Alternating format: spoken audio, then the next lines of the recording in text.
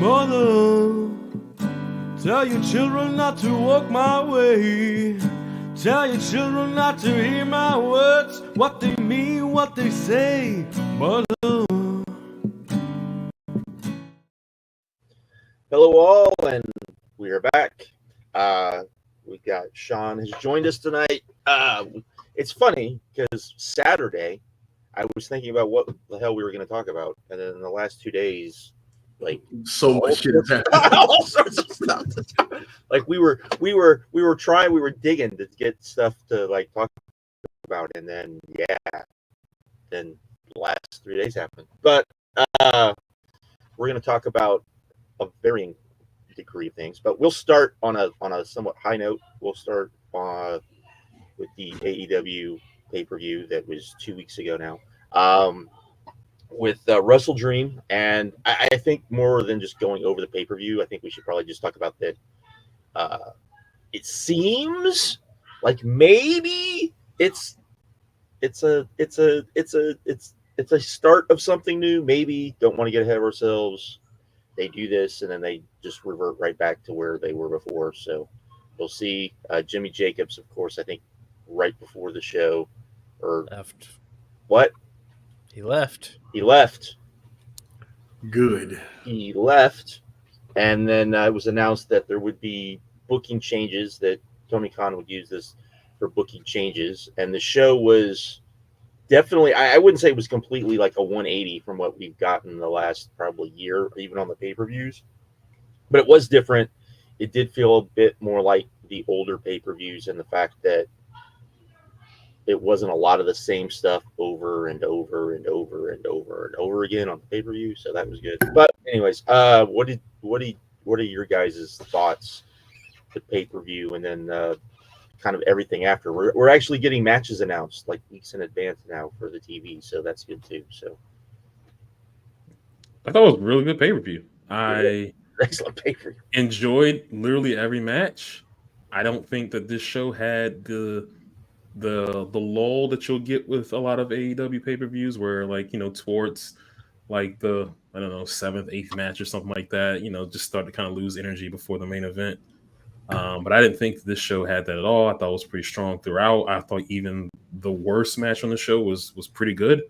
And I enjoyed it a lot. There wasn't a lot of shenanigans when it comes to the matches, not a lot of run-ins, clean finishes for the most part. And even the stuff that wasn't clean was, I thought it was good as far as like, them telling the story of, whatever they had going on. So overall, I thought it was a strong show. I went on Cage Match just to see where this is like ranked in the pantheon of all AEW pay-per-views. And even though I thought that this was like a really good show, it was like number 16 or 17 or something like that. So it really just kind of shows you the level of quality when it comes to AEW pay-per-views. But I enjoyed it a lot for sure. From an in-ring standpoint, this might be my show of the year. Just simply because there wasn't, for me at least, there wasn't anything that wasn't like even just sort of okay. Like even the worst match I thought was really good, and you had several great matches on this show. I don't think anything that stood out. I mean, depending on what you thought on the three-way, for me, it was just a tad short of 5, but it was still an excellent match. But yeah, I thought the whole show was excellent. First half, probably a bit stronger than the second half, but overall, it was an excellent show from top to bottom. And for a show that was, 4 hours long, it didn't feel 4 hours long, and I guess that just speaks to everything was pretty strong. So yeah, even with the amount of matches, and they had 2 pretty decent long segments in between with the Swerve and Hurt Business, or whoever they're going to call themselves, and then all the returns with MJF and Adam Cole. So even with those segments included, I still don't think it kind of dragged. I thought it was like a really well-paced pay-per-view. There were 2 things on it that I just didn't really care for, but other than that, I can't even call them like matches per se. Just a couple things on it I didn't care for, but other than that, I didn't have really that many qualms at all. I think the main event, if followed through correctly, so far so good, could be a true turning point for this company and actually lead to something hot, because people that are in the know and are privy to knowing John Moxley and just how he's felt like me, that this company is the direction it's been going, all that stuff. There is a whole lot of complacency and not enough urgency and not enough like actual like change and being an alternative to the other place. That's the people that are in the know that know John Moxley say, and I agree with him. So if this is the direction we're going, it's to really change the company. So I can't complain much about this show, honestly. I can't call it my show of the year, Sean. Still Revolution for me. I know I was there, but still Revolution. Yeah, Revolution had 2 5-star matches on it, so I can't go that far. Wait, what was the other one? What about Ospreay, Takeshita? Ospreay, Takeshita, and Sting. Oh, Sting. Oh, Sting. Okay. What? The hell you were there? You didn't get that 5, Chase?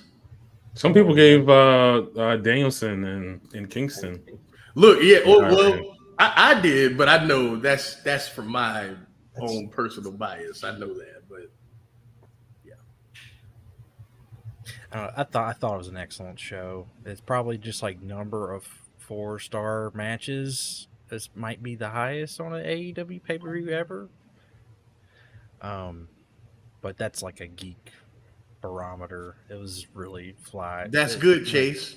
That's good. It's good. The geek barometer. This is for geeks. Right. That's a good thing. But yeah, it flew by. Great show. Loved Danielson Moxley. Loved the ending.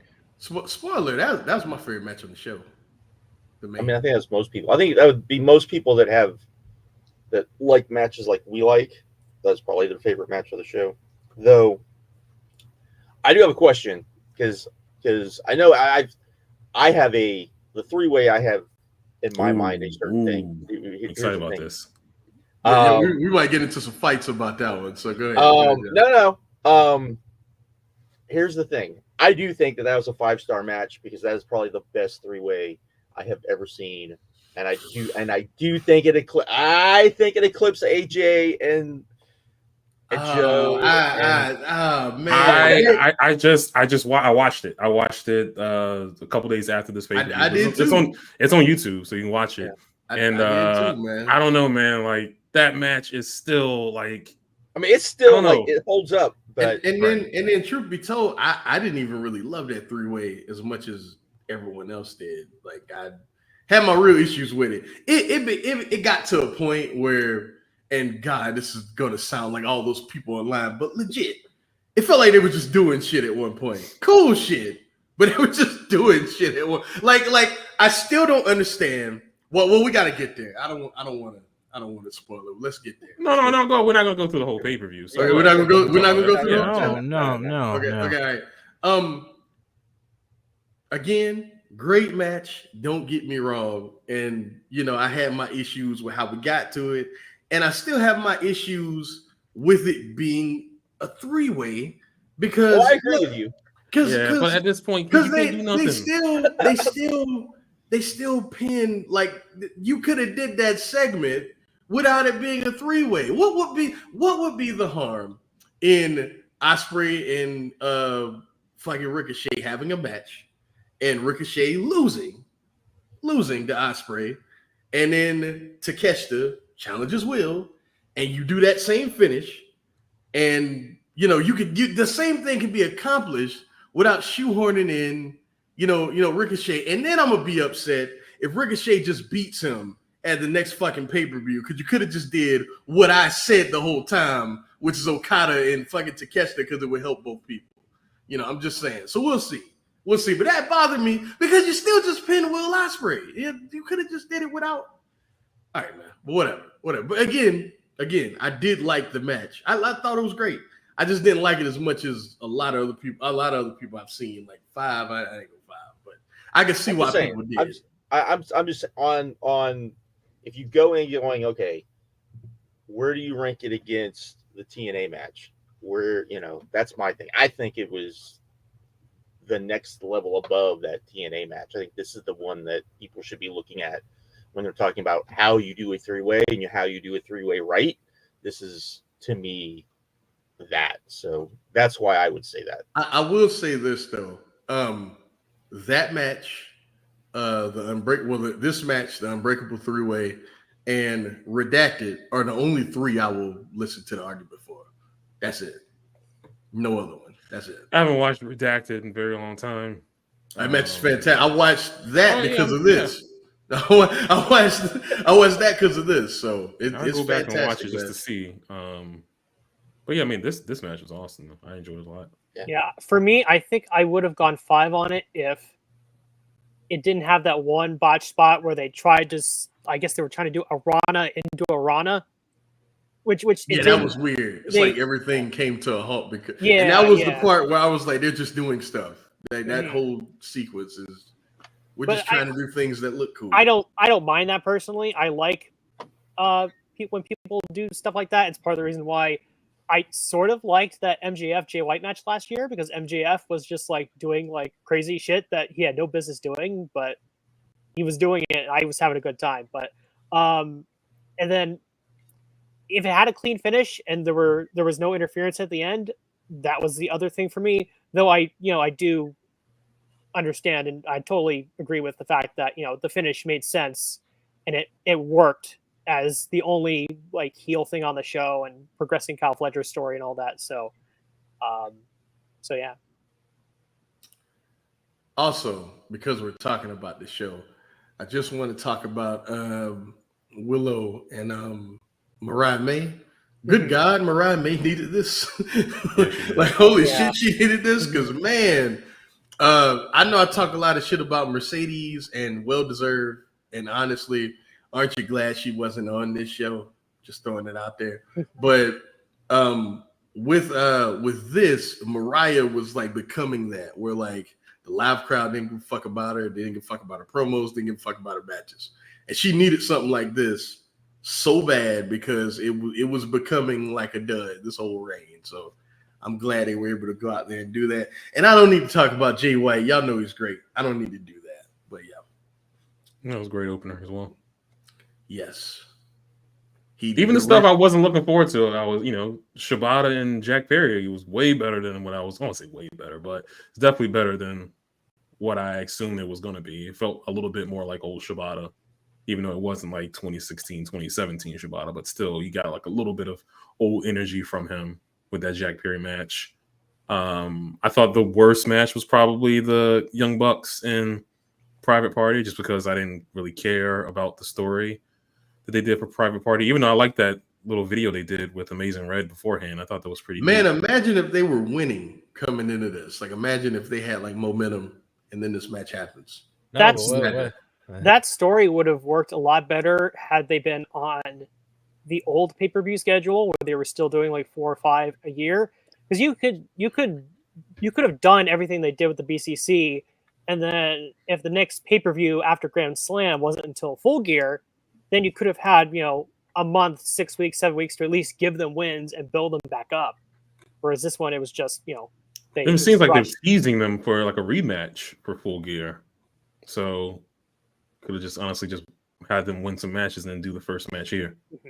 But not even first match. Obviously, they've had matches before. But yeah, I didn't care for the story. The win was always, something they just kind of been holding on. I mean, that happened in week 2 of Dynamite? Yeah. It's been so long, they haven't done anything since. So, yeah, but it was still, I thought it was a solid match for sure. And didn't they already get a match against them because they beat them before? Didn't they already do this before? Yeah.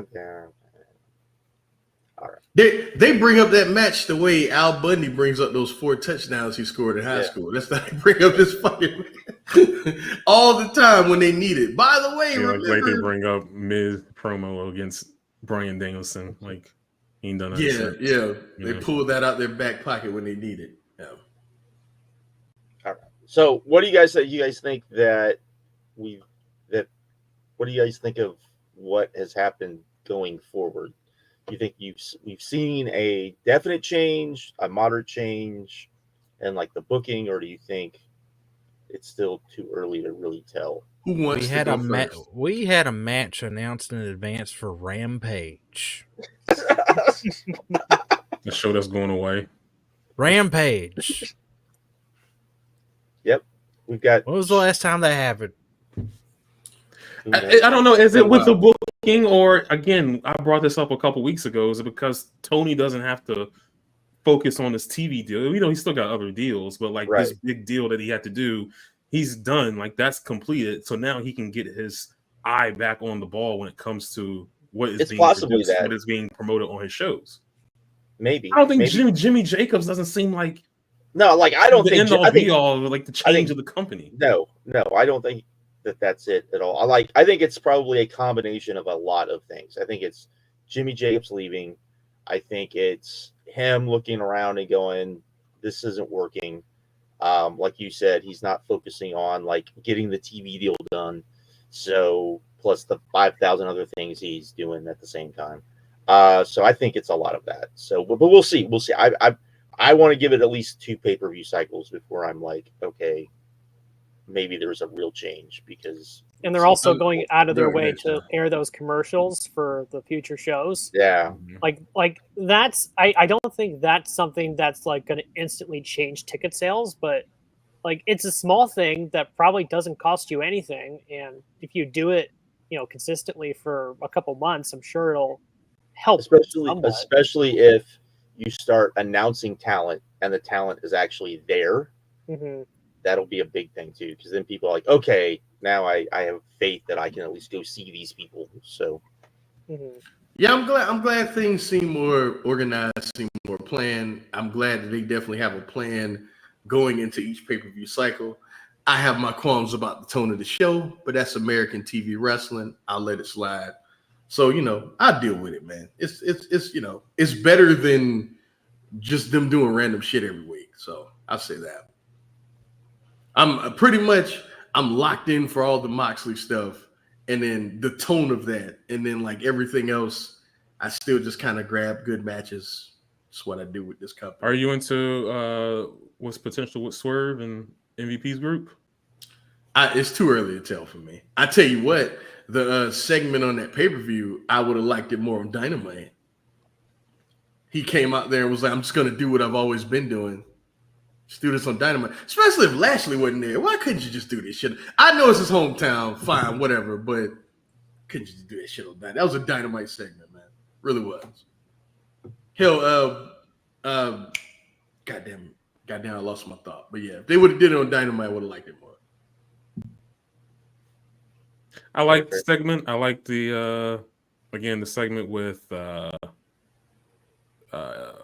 Garcia coming out to save Shibata, and then MJF coming out, and then Adam Cole coming out, reestablished in their feud. It seems like they've got the roles reversed back. Cole's the baby face, and MJF is the heel, which is what it should be.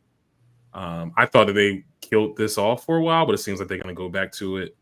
And I don't know. I'm interested to see what they're going to do with it, but obviously I'm not going to get my hopes up because hopefully they do it this time and it's not fucking corny. I hope. Here's hoping. and it needs to be like one. He was here. He would be defending all of that for us right now, but we'll see what happens. All right. Let's talk about Rolling Stones. Had a story. Fucking Taylor, I couldn't have sat on my hands hard for MJF. That's funny. But go ahead, Josh. Yeah. So Rolling Stones released a story where they had some unnamed writers that used to work for WWE talking about like how it was and the fact that there was a lot of sexism, surprise, surprise. There was a lot of bullying, surprise, surprise. A lot of the stuff that we knew. But the thing that I took away from it wasn't that all of that was going on, because you can say, hey, that all happened under Vince McMahon. It was the fact that they wanted their names withheld. One, because they felt like there would be people in the company still that would come after them for speaking out. And two, because they felt like the fans would come after them for speaking out. I think that those are two very different points. I think the fact that, and we've talked about this over and over again, it's very clear there's a lot of people in that company that still need to go if you're really going to change the culture that is there. Because, yeah, that's a big one. Because you still have people there that were very Vince McMahon-y, and probably helped Vince McMahon, especially when it came to a lot of the stuff that we don't talk about, not just the, you know, the sexual stuff that Vince was doing, but the bullying, which has been an issue in WWE for decades, and was a known issue in WWE for decades. It's why you have certain people that aren't in that company, is because they were like, fuck this, I'm not putting up with this. All of that. And so you have that part of it, but then you have the fans. And I think one of the things that let's talk about these weirdos. Go ahead, Josh. That it's very clear, like, look, and within any fandom, there is toxic people. There just is. You have these super duper fans that are super toxic. Doesn't matter what fan base you're talking about, they exist. I will say that I think WWE either purposely or just came across it, does a really good job of weaponizing their fans. That's probably not something a lot of people want to hear, but it's very clear that they do an excellent job of weaponizing their fans. If you don't believe that, you know, WWE, you know, Samantha Irvin and WWE split, right? We found that out. They split parts. WWE said all the right things, but then almost immediately that fan base, they all turned on them. Quick as hell. Absolutely. Like 2-3 months ago, they were calling her the greatest to ever do that. And now she is a traitor. She's a turncoat. Oh my God, you're gonna go to AEW. Even though she didn't even say that, you know. Yeah, even though, you know, she said, hey, that's not what I want to do. I want to go do my music.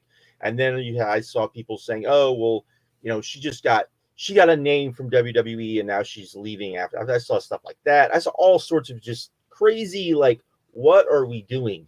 What are we doing? Why? It's like, how do you read what was said? And the fact that WWE is still doing WWE things and not letting people do outside projects without their approval, which that's very much what this sounds like it was. And she said, well, if you're not going to, like, let me do this, I don't care. I'll just walk because it doesn't matter. But yeah, like, you know, and I don't even think she's like, she annoyed me as a ring announcer. Well, I fucking hated her. Because I feel like she growls too much.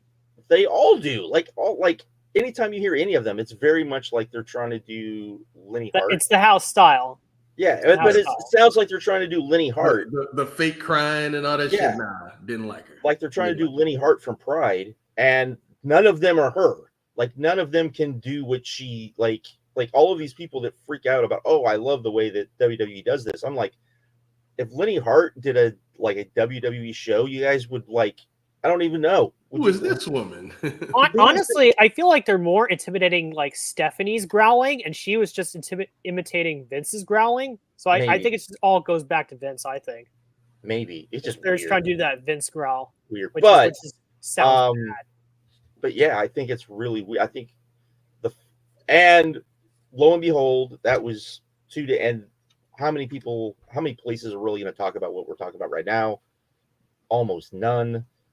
It's sad. I get that, like, WWE is going to be able to do what WWE is going to be able to do. They're going to be able to get away with this shit, but it is annoying as fuck when so much of it is like stuff that people known about, talked about, tried to talk about.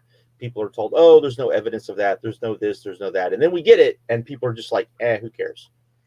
You know what's funny? I'm glad you brought up weaponizing the fan base, because AEW fans get on my nerves, but it's always funny when someone leaves AEW for the WWE, and instead of the inverse, someone leaving WWE for AEW. Because if someone leaves AEW and goes to the WWE, most of the AEW fan base be like, good riddance. Right. Goodbye. I'll see you later. Somebody leaves the WWE, they're every child of God. They're everything under the sun, man, because it's a cult. It's a goddamn cult. Vince McMahon, the story came out about Vince McMahon, and then this motherfucker comes out on SmackDown, and the crowd's bowing to him and cheering and all this stuff. It's like, if they want you to feel a certain way, and they tell those fans to feel this way, like it wasn't like that before, because it seemed like the crowd was just full of a gumbo of like all sorts of wrestling fans. That's why the Summer of Punk happened the way it did. That's why the Brian Danielson thing happened the way it did. That's why Roman Reigns just get booed out the building, whatever he did, because it seemed like at least some of the crowd were free thinkers in some sort of way. They didn't just go along with everything this company has done. And props to them for running all those people off, somehow growing a fan base of the zombies. You know what I mean? And every promoter in some sort of way wishes that they could do something like that. Of course. But they pulled it off, man. It's crazy. It's wild. It's wild. And they're all fucking strange. All of you are strange. Everyone that fucking decides to not follow me on Twitter, yet comment on my Twitter post because you disagree with them, you're a fucking weirdo. Everybody that Johnny 5454 XX55 Johnny bunch of numbers, you that spends all day with all just comments to people and replies to people instead of actual fucking thoughts, you're part of the problem, you weirdo. You know what I mean? like they're not regular people. They're just bots, man. It's very strange. I posted that video of a couple weeks ago with Cody Rhodes and Roman Reigns in the stadium promo, and I was just like I don't want my wrestling to ever look like this. And like the onslaught of comments from the bots, like you said, just came after me. It was just insane. I muted it. I haven't even gone back, but I just see it's like hundreds of people that have probably just cursed me under the sun because I said I didn't like this or anything at all. They're just, I don't know. Not saying like, fans of other promotions can't do that. I see goofy ass TNA fans online all the time. There's always that same guy. I don't know his name, but I see him all the time. Weird Puro fans, yeah, weird Yoshi absolutely. fans, weird Lucha fans. They're like there's weird fans in every fandom. There is. But it's just when it's them, when it's the top dog, it's just, I don't know. It's a different level of like. Some of them are redheaded and should have bought 2 seats. Wow. Wow. That's a deep cut. That's a deep cut, Chase. That's a deep Phoenix cut. Brandon. I don't understand. Why would it be that guy? Was he saying something?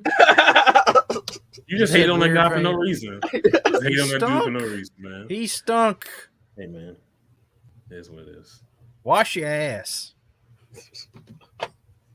Deep cut. That's a deep cut. But anyways. No one's talking about this. They're talking about Dave saying that thing about Shelton Benjamin. That was what? Dave said something about Shelton too old or something. What did he say, Sean? He said so they're doing Sammy Guevara versus Shelton Benjamin on Dynamite this week. And it's it's pretty obvious that Shelton's winning because he's wrestling Swerve the following week.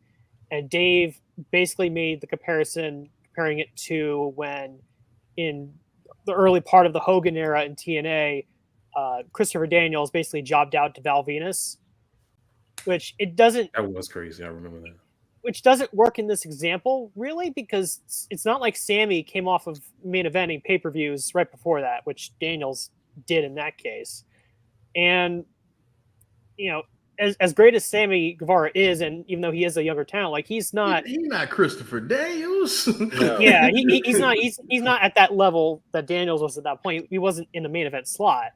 If anything, there's a point to pushing. Yes. Shelton, because you're getting ready for another guy to come in. By the way, and when the other guy comes in, yeah, but here's the thing. When that other is Shelton looks massive in AEW. I want to say that. When Lashley shows up, that dude's going to look like the absolute freak that he is. Like, I don't think people realize, like, because he's 6. Is he 6'3"? How big is Lashley? Is Lashley, I don't know. He's gonna look like a freaking. He's 6'3". Yeah. Yeah. Mm-hmm. So, anyways, I just want to point that out. Yeah, but it's just the idea, like, I sort of get that initial comparison, but it quickly falls apart because again, like Sammy's even been, he's not even where he was like a year ago. Like a little over a year ago, he was, in the world title program, and he's fallen down the card since then, and he's not. Yeah, it seems like they even given up on him on that level. Yeah, he's not. Sammy's not a guy who's ever going to be a top guy. It's not going to happen. So I mean, I don't get if you want to make the comparison of it, it's another WWE guy coming in and beating. Yeah. You know, I get that, but to me, there's a reason why you're doing this, and there's a bigger picture reason why you're doing this. This isn't just you bringing in Val Venus and having him beat, you know, Christopher Daniels for no reason whatsoever. Like you have a reason for doing this. So, and then when Lashley comes in, Shelton gonna lose all the time. So right, like he's gonna be the guy that eats the pins for whatever that unit turns out to be. It's times like this where I feel like Dark and Elevation are really missed, because at least those programs at least gave some of these guys who lose on TV all the time wins. So it's not like they're total nobodies, but Dark hasn't been a thing in a year. So ever since Collision, yeah, there was a lot more discussion on that than. Yeah, Dave, you dropped the ball with that one, sir. I don't know what the hell you was doing with that. Like I said, if you want to make the comparison of, hey, you really want to have another WWE guy come in and beat one of your like homegrown people, I can understand that. But to me, it's very evident that there's a bigger purpose to this, especially since you're talking about feuding with arguably one of your top guys. So, anyways, I get his point, but that's unless Dave is still that high on Sammy Guevara, but I don't know how you could be. Anyways, you got any thoughts about NXT running 2300 arena? No, why are we talking about this? No, see, I said before this show I wasn't going to yell at all. Why would you bring that up? Why? Because I wanted you to go off. That's why. It's not but I don't understand. It's not the same building, bro. Yeah, it's not. I don't care. 2300 is so much different than what people remember. ECW Arena, CZW Arena. I don't care. You come in through the side of the building instead of the corner now. They have AC. It's good. It's good that they have AC. But it's not the same building. I don't care. Nikita Lyons might wrestle in the ECW arena. Okay, and that turns my stomach, Brandon. That should turn everyone's stomach. What the hell, man? Lexus King. Markeem, it's going to be the night that Nikita Lyons danced atop the ECW arena. Oh, my God. Oh, my. No. Maybe they'll debut. What's Homegirl everyone's excited about? They've never seen a single match from her. What's her name? Delta? Yeah, all these NXT fans are going crazy. Oh, Delta's coming. They ain't watched nothing of her. They don't even know who she is. They're going to go crazy for her. Also, they're going to have that weird WWE hardcore match in this arena because ECW. Who's showing up? Which ECW original is showing up? Bully Ray. Bully? You think Bully? Probably. He just had a great match over this past week. I don't know if you saw that match. Oh no, which one? They both stunk, man. That's true. That is true. Back to back. But hey, this does bring up, like, I don't know why, and I think other people have been saying it, like, Tony Khan, why haven't you jumped in front of them and started to run these venues? Again, I don't think the 2300 arena is all that special, but it does serve a purpose with these wrestling fans. As you can see, they're very nostalgic for this building that's just painted. Why don't you run ROH?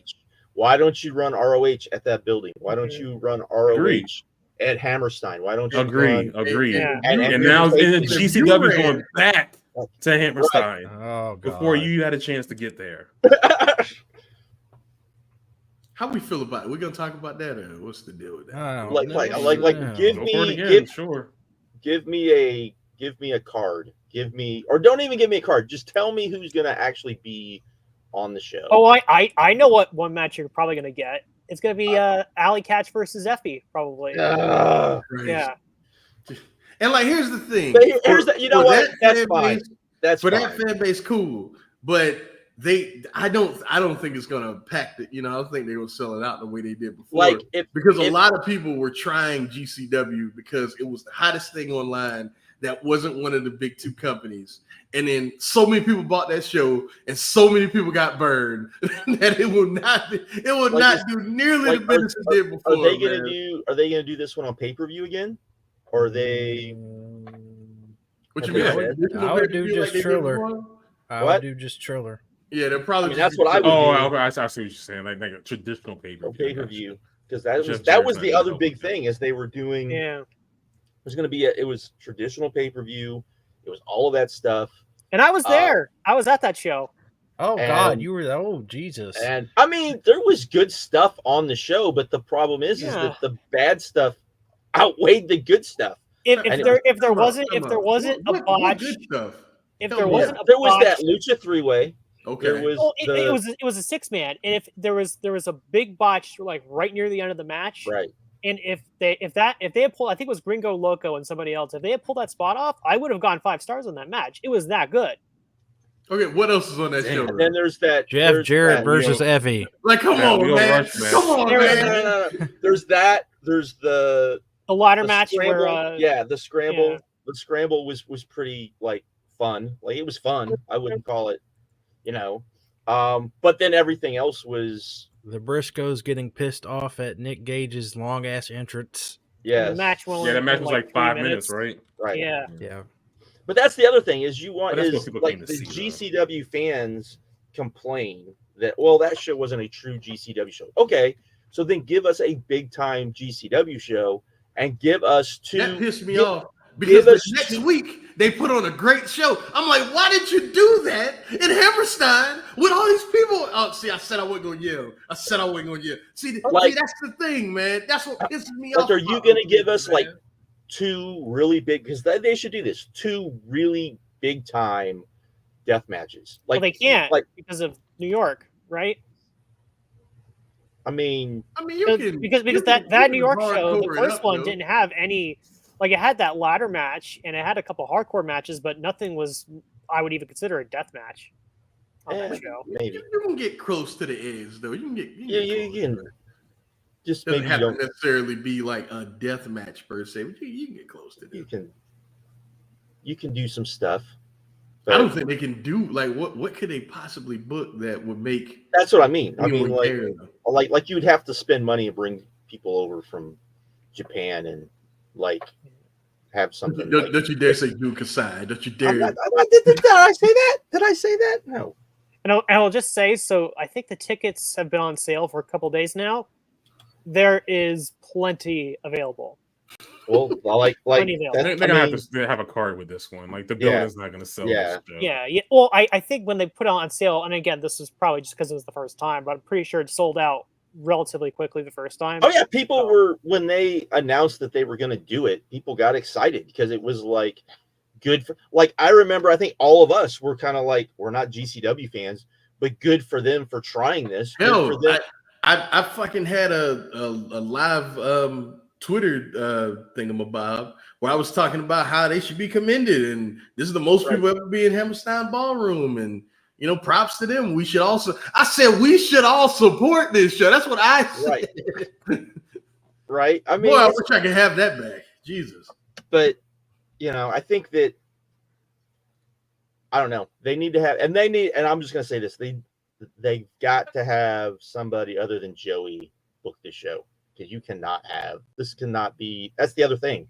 Can't be a Joey book show. It's got to be somebody else that understands how to book a big show, because he's not booked a good big show in years. Years? Since like I'm just- 2020, Like 2021. Years. I mean, he's got good ideas, but then they like he doesn't understand how far things need to be taken. Oh my God, Mance Warner and Joe. We've talked way too much about the Yeah. show. Mance Warner and Joey Janela. Oh my God. Oh my But yeah, God. Joe Koff passed away. Tony- Yeah, there we go. Sad. Yeah, yeah. We go something sad after that, man. Yeah. Real quick. Point about the writers, though. I think this is a good point to talk about Carlito, right? Wouldn't it be a good one? Fuck those people for trying to throw that man under the bus. Because two things, right? You can tell people, he ad-libbed it. All right. Then why does the camera pan to him? Why does everything stop? And why does everything pause after he says that line? You know why? Because that's the punchline. Because somebody wrote that And then for their fucking PR, because that's all that matters to these people, not the truth. The PR is, well, they probably pulled Carlito in the office and like, hey man, we're gonna say that you ad-libbed that. It just looks a little better, even though you wrote the shit. Pay that man. If you're gonna do that, pay that man. Pay that man so much money. And I hope 10 years from now, Carlito gets to tell that story about what actually fucking happened, because racist ass Triple H thinks it's funny to make fun of people who look different than him. Or you put them all together because, haha, look at these black people. Haha, look at these Asian people. Haha, look at these Hispanic people. Like, we need to start calling this shit out, man. And enough people need to bring attention to this. But see, when they do it, their cult-like fan base thinks this is how you do it. It's just a joke. It was a joke. You don't know comedy. You don't know comedy. The joke is they're not Japanese. I know, motherfucker. I'm aware what the bad joke is. You know what it was? You know what it was? It would be like if you did, and this is one of the few comedies I absolutely love, but I'll do it in one. But I was gonna say Blazing Saddles. If you did Blazing Saddles today, what would happen? But I'm gonna even go farther than that. If you did Airplane today, because that's even worse. That's even worse. Right? And I love that movie, but that's even worse. You can't do that. Or Revenge of the Nerds. You couldn't do Revenge of the Nerds today. But it's that type of mentality of not understanding like what's acceptable, right? Like, I don't get it. Hunter is so online that Carlito might end up being collateral damage. He might just let him go. Just so that he seems like the good person in the fans' mind. Like, oh, he got rid of this guy who was the racist or whatever. So now Triple H gets another fans winner. I don't see their fans upset about it though. That's the other thing. I don't see like you get into that. But they don't have to be upset if they get rid of him, it's going to show like, okay, like again, like because you got that for Hunter. that double standard between AEW and WWE, and part of that is. Could you imagine if Tony Khan had that same segment? No, but part of that is the AEW fan base would not put up with it. They'd be like, "How did you let this get on TV?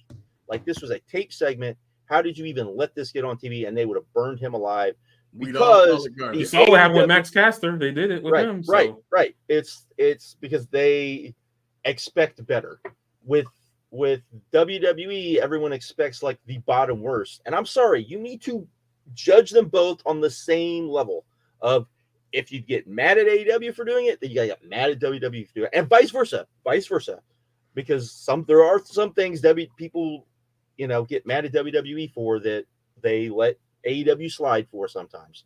So it needs to be the exact same, or if we're being fair, honestly, the WWE should be criticized more. Because they are the leader.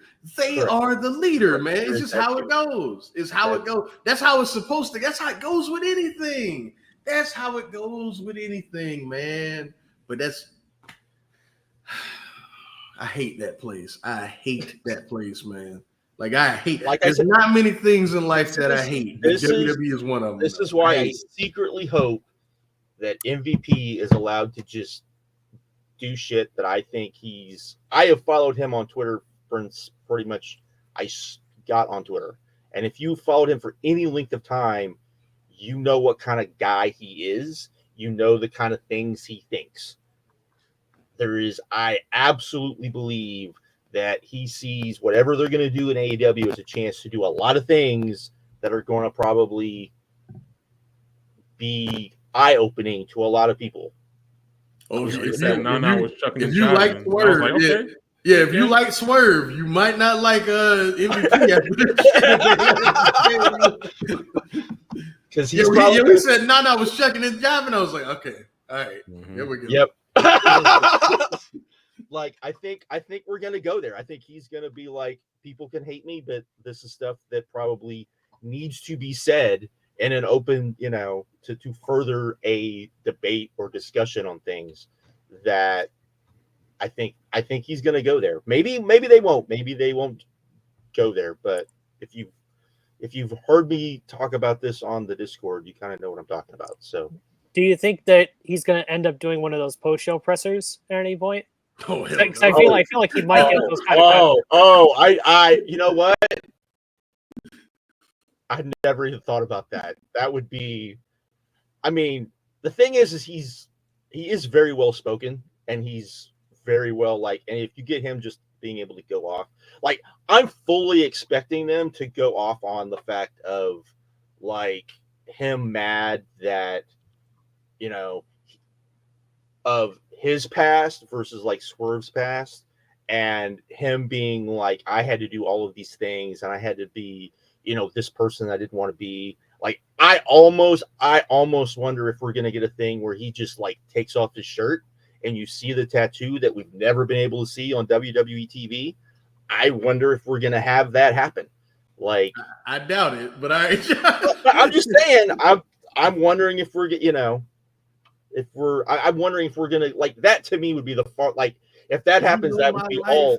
You know what the type of things I've done, the type of people that I've had to hurt, and then you, Mr. Suburb, you come out here swerving at yeah, man, let's do it all. Let's do it all with your eye makeup and your, are you really a man? Like I am expecting a line like that, something like, I really think they're gonna go full bore. I don't think people are ready for it. So, all right, Chase, Joe Koff, you've been trying to bring Joe. Joe Koff passed away. He ran Ring of Honor from 2011 to 2021. He saved Ring of Honor multiple times. Saved Ring of Honor, right? I mean, Mike Johnson wrote an amazing piece that everyone should probably go. Yeah, I've talked a lot of shit about him, and I'm not gonna lie. That was good. He did his job.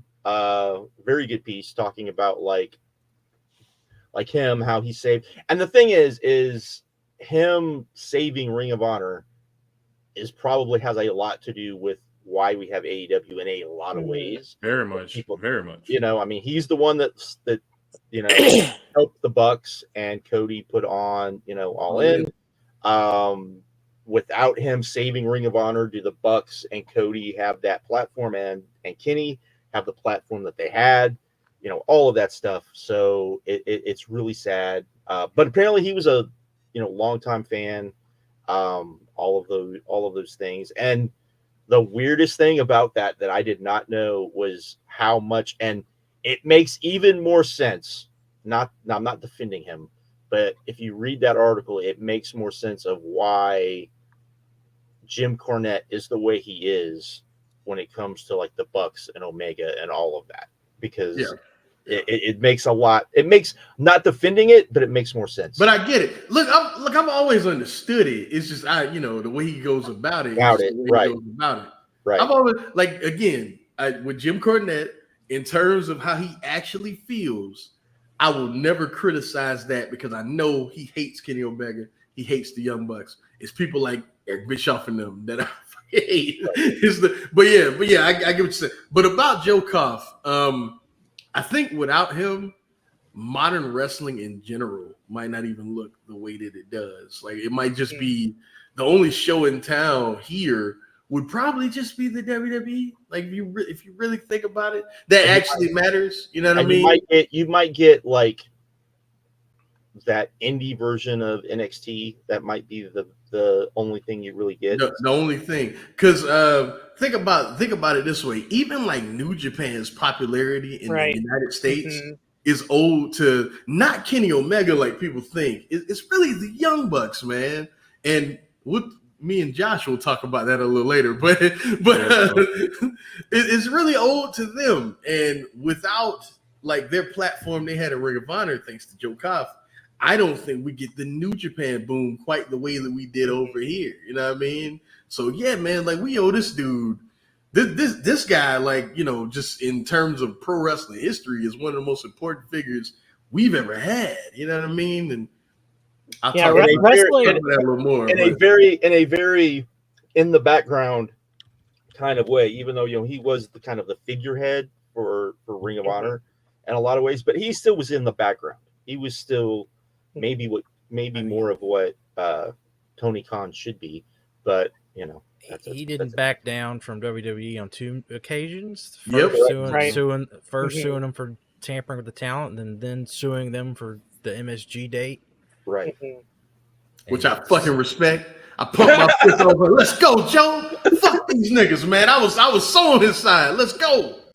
And he got it. He got that shit done, man. Yeah, wrestling in the last decade looks so different if Ring of Honor just disappears in 2011. I mean, like you said, Yeah. I mean, New Japan was. I mean, I started watching New Japan or started following New Japan in 2013, which was like before the partnership officially happened. But and I still think that they would have found a way into the US, but it would have been a lot harder. And I think Ring of Honor and that partnership helped just further that exposure. Because I mean, if you think about it, if there's no Ring of Honor, you the only place you have really is TNA, and they were still on rocky terms with Okada and everything that happened there, and that whole 2010s period was just so tumultuous for TNA that who knows if it even would have worked. And yeah, like you said, it allowed for both the popularity growth of New Japan to an extent, just giving it exposure to people who, like we're the super hardcores that are going to go seek it out online. And back then, before New Japan World was even a thing, when I remember buying the 2013 G1 on, what was that? Ustream. Ustream, $150, bro. Right, yeah, exactly. Edwards, every fucking penny. Like. Yeah, bro, that was awesome. Yeah, exactly. Yeah, and for the fans that weren't willing to do that, the joint shows and just seeing them, chopped up and put on ROH TV was probably their first exposure to people like Nakamura and Tanahashi and all the various New Japan talent that followed afterwards. And, the later part of the decade, it gave the Elite that platform in the US to grow and the Bullet Club brand to grow. And yeah, without it, Imagine, wonder if think about how all those Bullet Club shirts that you saw. Just imagine that without Ring of Honor. Just think about that. It would not have been the same, man. You still would have had Bullet Club, but Ring of Honor just gave it the constant US platform, because it's not like at that point that New Japan was running shows regularly in the United States. So the two things for me for Joe Koff, man, was, I put this on Twitter, is that, when you used to go to the Ring of Honor shows, Kerry Silken would be in the front door, literally greeting the fans as they walked in. And Joe Koff continued that I would call it tradition. He continued that. And he very much seemed like he was welcoming the fans as they came in. He was very thankful that we bought a ticket and was able to come to the show. So seeing something like that or experiencing something like that multiple times with him just definitely made me feel special as a fan. So I appreciate him for doing that. And also appreciate him as well for not selling the company to WWE. Yes, that was going to be my next point. You can say what you want about Ring of Honor. I mean, anybody really watching, we get it. But the fact that it is not in the hands of WWE is so much better than if it was. And, the fact that someone else has access to not only all the trademarks and everything, but they have access to the library, eventually can do something with it. I very much appreciate that, because he could have gave that to WWE. Easily. You could have given that to WWE, and then eventually we get their version of the story of All In, right? Because you wouldn't be able to tell if you don't have that library. You can't tell the story of All In, really. Oh God! Because you're not getting like the rise and fall of ECW type DVD if they're doing like All In. Why was it important? Whatever they would do, but anyways. Yeah, and plus too, not only Ring of Honor was just the sort of, if there was no Ring of Honor through that 2010 period, like we said, there wouldn't be an AEW. So it more naturally fits that AEW has all of that stuff. And then another point to bring up as well is that, to the detriment of the company, during the pandemic, he went out of his way, and Sinclair went out of their way to pay all those wrestlers, despite the fact that they weren't working. And they really took care of the talents during COVID. Again, to the detriment of the Ring of Honor itself. So they handled COVID better than everybody, and he killed the company. In terms of like a public health and safety standpoint. Which is funny, because when all of that went down because of because of Sinclair and how people view Sinclair, people thought it was probably going to be the exact opposite, and it wasn't. It was like they ran it better than everybody. Yeah. I mean, hell, remember, even like there's some guys that we hadn't brought up, guys like a Jonathan Gresham that owes a lot to, like, you know, who the fuck cared about Jonathan? I mean, now he's back to who the fuck cares about Jonathan Gresham. But there was a point in time where he was the hottest dude, like one of the hottest dudes in all of I'm wrestling. number 10 on the PWI. Yeah, exactly. Before that. Yeah. But he was one of the hottest dudes in all of wrestling, and a lot of that has to do with the fact that Joe Koff kept Ring of Honor going during the pandemic. Like, Jonathan Gresham benefited so much from the era of Ring of Honor that, you know, it's just wouldn't be taught. Like, you know, you wouldn't even think about it if they, you know, folded. Like, it's just crazy to think about, man.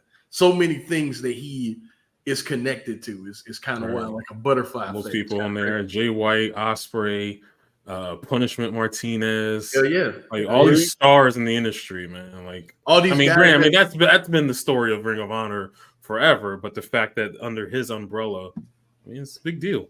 Yeah, all those excursions, man. Like, you know, people complain about the House of Torture, but Evil was on excursion in Ring of Honor. Oh my gosh, Watanabe! Remember Watanabe? You know what I mean? Oh, God, that was terrible. And let's just be thankful that the ROH library is not collecting dust somewhere in a warehouse like the Dragon Gate USA library is. Oh my Jesus! Why Dragon Gate involved? Why did you bring that up, Sean? It's just right Oh there. my God, man. Look, I just want Tony just to make a bid. Like, bro, keep WCW, keep ECW.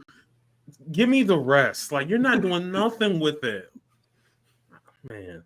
It's just a shame. Given how much apparently he wasn't a fan of Johnny Gargano, I don't know how much he would even want the DGUSA library. But I mean, there's other stuff that you would want on there because you've got. Yeah.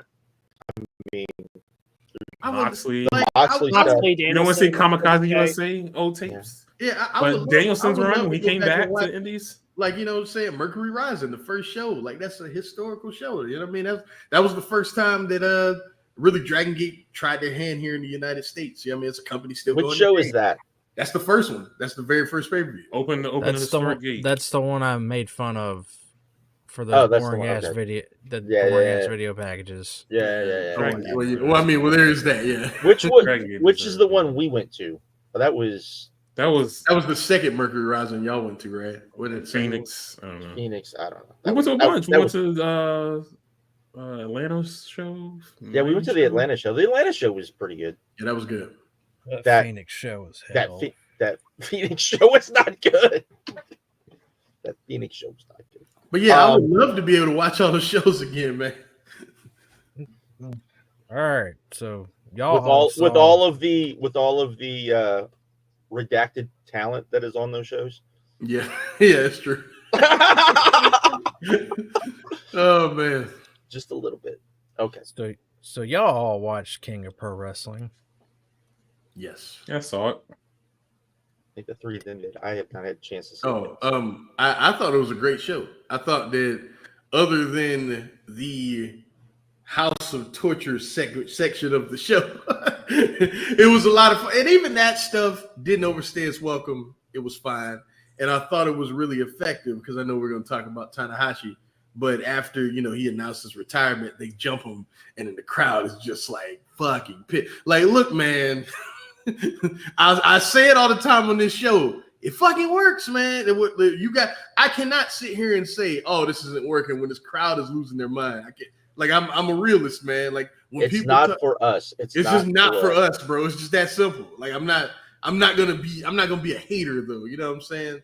But yeah, I thought the show was great. I thought that this show flew by, did not feel long. The junior title match I thought was fantastic. I thought the main event was probably the best match you can get out of Tetsuya Naito. I thought David Finlay and Hiroki Goto was really fucking great. I thought, what else was on this show? Wait, the junior title match you like? Didn't it go like a minute? The junior tag title match. The tag. Yeah. The tag title match was fun, yes. Yeah, the debut of Caveman Ugg. That was fun. Caveman Ugg was awesome, man. Caveman Ugg was all right, yeah. And I love that Vadlik Fale was like, let me get out the way and just let him do his thing.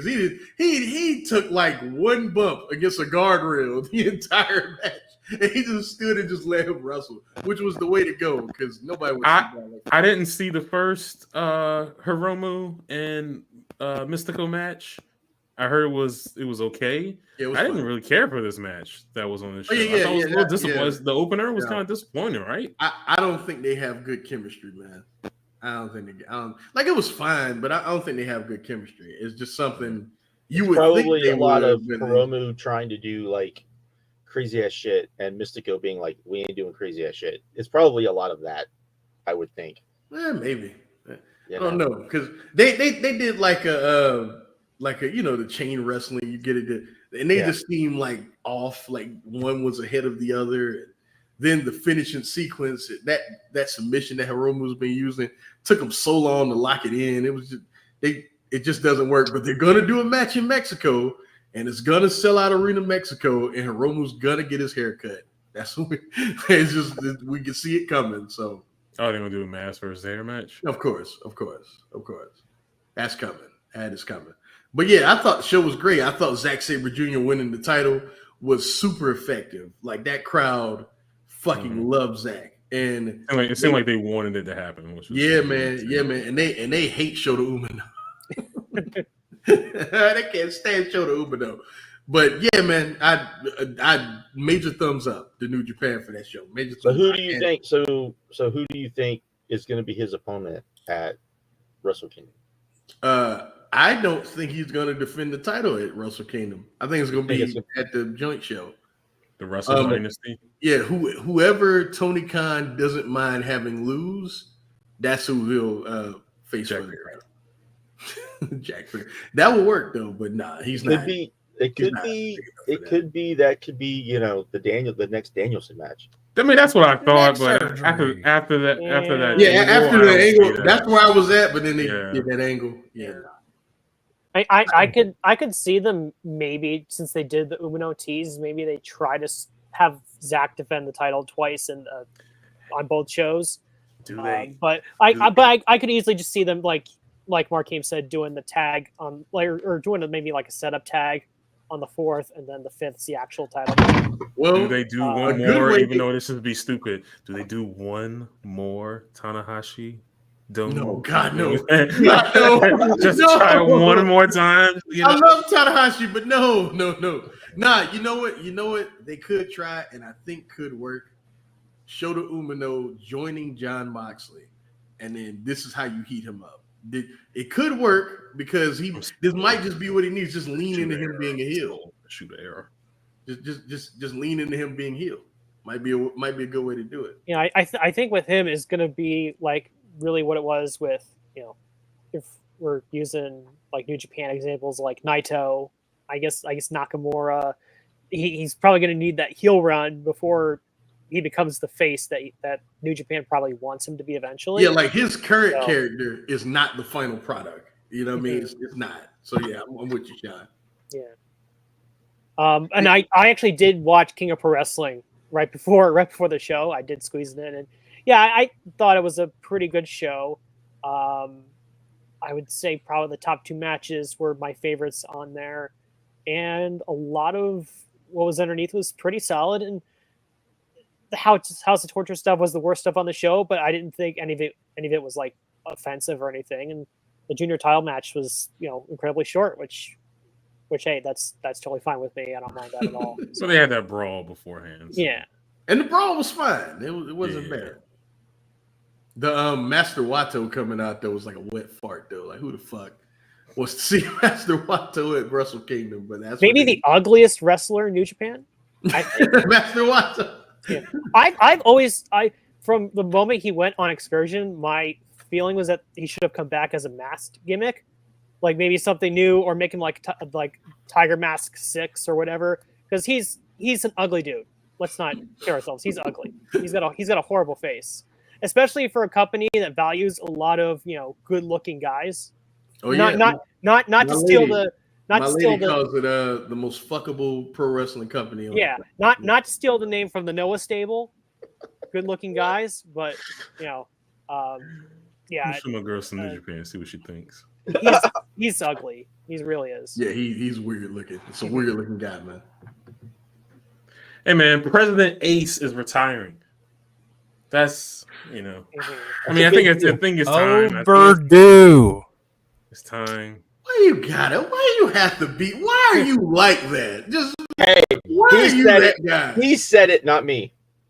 God, man, God. Oh, so you He's agree? been shot I for mean- years. Yes, I mean, yeah, for sure. Of everyone on here, I am probably the lowest. I've always been the lowest on Tanahashi. So Really? It was funny. What is that? Yo, no, me and Josh used to get in arguments about this. I'm like, yo, this dude is incredible. In 2007, I tried to tell Josh, like, yo, this man is incredible. He was like, I don't see it. He doesn't lay it in enough. He's not crisp enough. He's like, there's so many guys better than him. I'm like, Josh, this dude, like, I'm telling you. And then You saw that in 5 years later, 2007? he was like, you know what? Okay. It took what, about 5 years, Josh?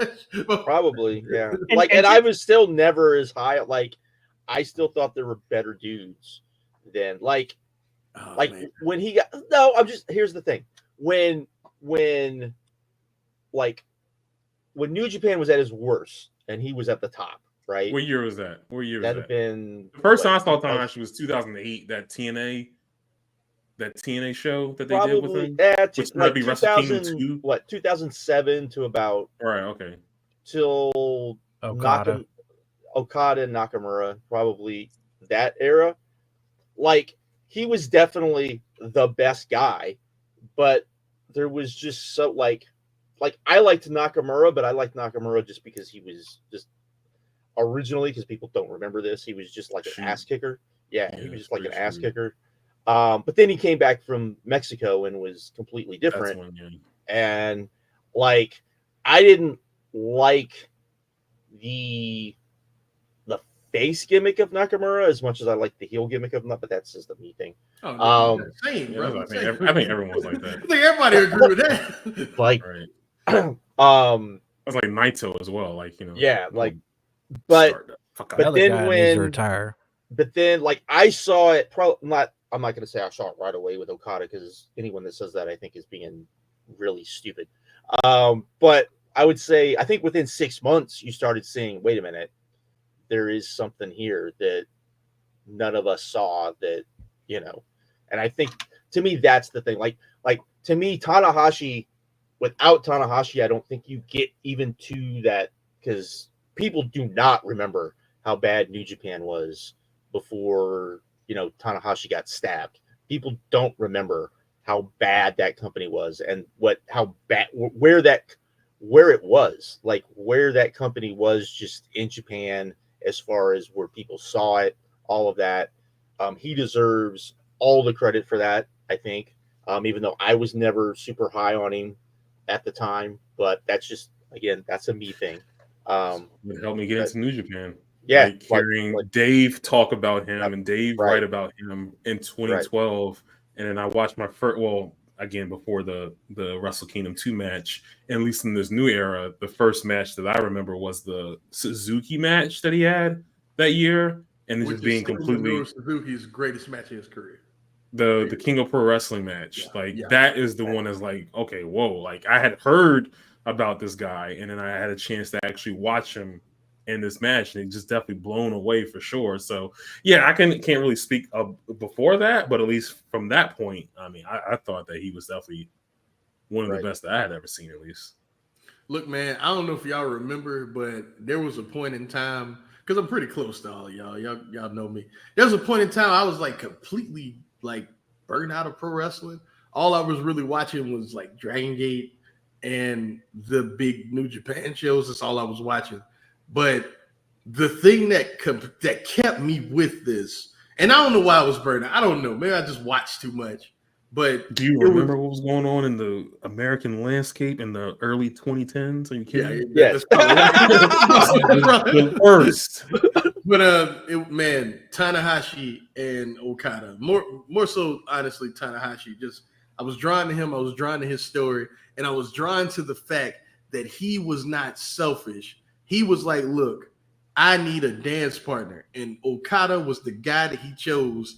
And that's what saved the company. How many dudes in his position can you think of historically would do what he did for Okada? Okada came back, and people were like, this is the guy that everybody chose. And then eventually, thanks to Tanahashi, it was like, holy shit, this is the guy that Tanahashi chose. And to me, that will always be his legacy. Tanahashi is one of my favorite wrestlers of all time. And if I ever went to Japan, it would be for this trip, but I ain't got no money.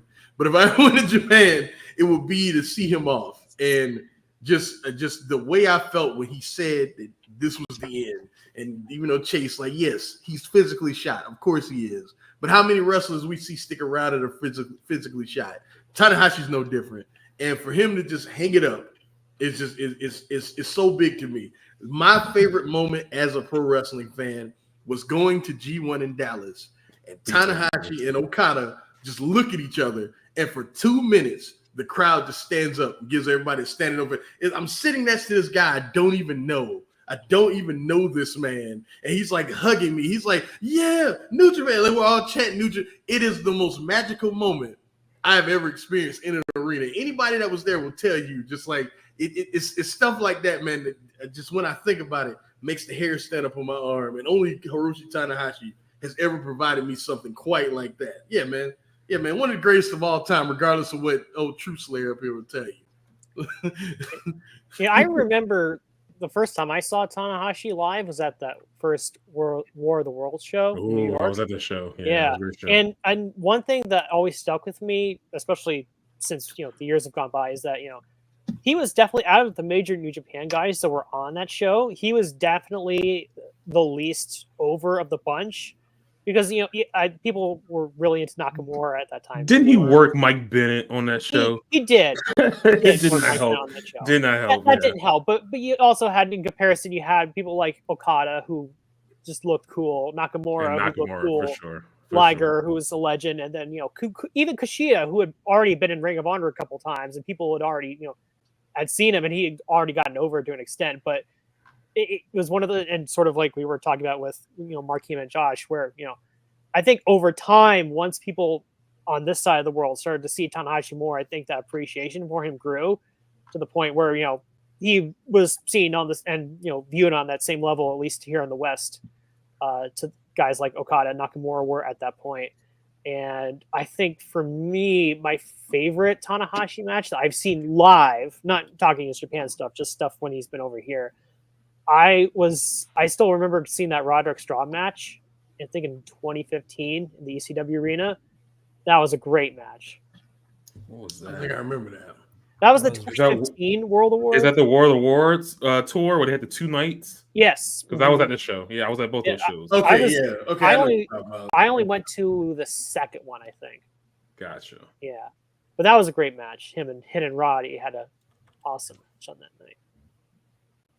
But yeah, man, it's crazy. One of the all-time greats is. I mean, it does mark the end of like this. I think this truly marks the end of this era of New Japan, though. I think that's that's a big part of this, because isn't it wild how Hiroshi Tanahashi has just been linked with John Cena, and we might never get it. You're right. Well, I mean, the fact that they're retiring at the same time. Yeah. If there was ever a chance that they were like, "Yo, you want to do remember Liger came and did the Brooklyn show?" I don't think anybody would get upset about that. If there was ever a chance, hey, let's just pull it off. Just go do it. When is John Cena's career ending? Is it 2026 also? I think he's going just to the end of 2025. Listen. Get it together. Do what you need to. Wouldn't that be a perfect final opponent? It wouldn't be. It don't need to be final, but just make it happen. Like that to me would be like a WrestleMania match that would get people like us kind of excited. Oh my god, man! No, do it in Japan. They don't deserve that. They don't deserve that, man. Do it in Japan. You can do two. You can do 2 matches. You can do. I mean, they want to do a big Japan show, so maybe that's. Oh man, that would be beautiful, bro. Oh my god, man. Now, I don't even care about the match. I just want to see it happen. It's the fact them two standing there, but yeah, the fact that they're linked together, they're the same age. They were kind of comparable as far as bringing their companies out of the dark ages. Everyone knows that WWE with Chris Benoit in 2017, steroids and all that stuff. Cena was the mainstay of bringing them out of that, and then obviously Tanahashi bringing New Japan out of the Dark Age. I mean, just the fact that they've been linked together for so long, and they're retiring on the And same the way the fans reacted to them too, because there was a point in time people were tired of Cena, and there was a point in time people were tired of Tanahashi. So yeah, it's all perfect, man. It's all perfect. Yeah, I would love to see that. What else we talking about? I think that's it. Okay, hold on. Don't go nowhere. So, special announcement. I am super excited about this. Since we've come back, I've always wanted to do Maple Leaf Pro Wrestling. Yeah. Oh, what? Oh, no, go ahead. I'm kidding. Those shows were okay, by the way. Yeah. Go seek out the catch the match is really fun. Yeah, go seek those out. But go ahead. Josh and myself and our buddy Double Cross King Jacob, we're all doing a Wrestling Observer Newsletter Hall of Fame show on Sunday, November the 3rd. It's a special edition. We don't even know what time it's going to be yet. Right. But I'm letting you guys know now, because if you like history and you like talking about shit like this, because I'm a nerd about this. Like I engage in the GOAT debates and all the sports and stuff. I like that shit. I like looking at history. I like going back and watching old stuff and all that. Especially when it's real GOAT debates. Not hey, it's the GOAT of the last 10 years. No, like real GOAT debates. And like I've been having like so you're much talking fun doing quarterbacks, that. like you're talking quarterbacks, you're bringing up, Johnny Unitas. Yeah, you're bringing up Unitas because you got to bring up, shit like that. You're talking baseball. Baseball is a completely different animal. You're bringing up Ty Cobb and shit like that, and Satchel Paige and shit like that. You know what I mean? Right. I'm that guy. You're bringing up Kareem when you're talking about hoops. I'm that guy. You know what I mean? And now we get to do it. I know I got some opinions that are going to be controversial. I know Jake and Josh going to have some shit to say to me already about I've got some that are people I'm not voting for. Well, I don't want to give away nothing, but just know, if you know me, you look at this ballot, you can kind of understand. And this is, and just so we don't have, like, none of us have a ballot. Let's just put it that way. This is just us kind of just saying, if we had a ballot, this is what we would do. This is what to talk about. Yeah.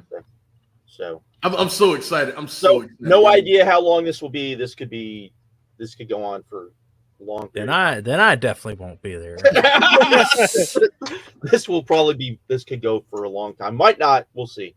But yeah, it's something we've been working on. It was actually Jake's. It was more like I think we've all kind of talked about like doing it before, but Jake was like, no, we're doing this. I was like, dude, you've never even been on with us. I don't care. I was gonna say, yeah, wow. I mean, yeah.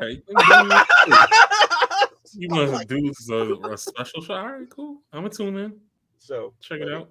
But anyways, yeah. So that's Sunday, right? How long you been doing research? I've been doing research for almost 2 months. I mean, I didn't have to do a lot because I pretty much knew. Ooh, you hear that? Who man knows what he's talking about. No. I knew who I was, but like I was like, because I knew last year with who didn't get in and who I would just vote for anyways. So Young Buck should have got in, by the way. Oh, I mean, we're gonna talk about that. But the one name you, without spoiling anything, you want to hear the conversation about Roman Reigns that we have. Let's just put it like that. You're gonna want to hear that. Let's just put it like, because I'm gonna say some stuff that they're gonna kill me for. So maybe not. I think this is the. I'll just say this. I think this year has been the year that don't give away too much. I'm just gonna say this year is the best argument for Roman Reigns. I'll say that. And we'll leave y'all with that. We'll leave. Ooh, I cannot wait, man. We're talking about Halloween Havoc next time, y'all. Yeah. Halloween Havoc. Yay! We gotta have spin the wheel, make the deal. Is that they're doing that? They did that. Yeah, they did that. Yeah. Anyways, we'll see y'all. Chase was 2 weeks. 2 weeks. Excuse me? 2 weeks. 2 weeks.